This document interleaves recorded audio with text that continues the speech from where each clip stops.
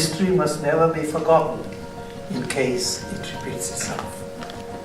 Therefore, it's so important that all of us look at the historical context of what life is all about.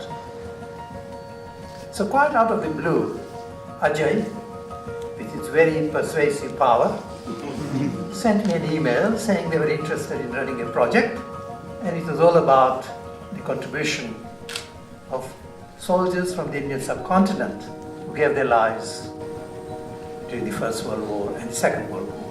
The World Pavilion was vacated and used as a hospital.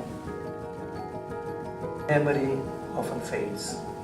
We tend to forget what history is all about. We tend to forget of what contribution other people made. We only remember from the time we start to understand things around us.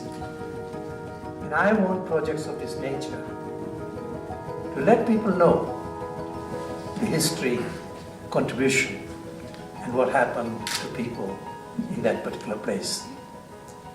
Brighton Festival is in its 50th year this year. This project feels like a miniature festival in its own right. It is the most extraordinary collection of elements, from installation to performance to community events, and really engaging work for all audiences. It was very clear that it was an important part of the history of the war that was not well enough known, not well enough understood. And like everybody else engaged in marking the centenary of the First World War, we've been enormously struck by the interest that people right the way across the UK have shown in using the opportunity of this centenary to learn more about what happened 100 years ago. Brighton would not be Brighton without that estate. It's very much the exoticism. It was a pleasure palace. It wasn't a palace for state, so on. It's part of the DNA. Summer's pioneers, tired of waiting, you burst your bonds, impatient flowers before the winter had gone.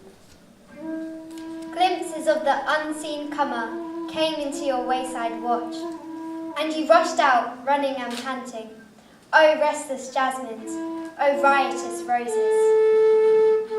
You were the first to march to the breach of death. Your clamour of colour and perfume troubled the air. You laughed and pressed and pushed each other, bared your breast and dropped to the ground in heaps. The summer will come in its time, sailing in the flood tide of the south wind.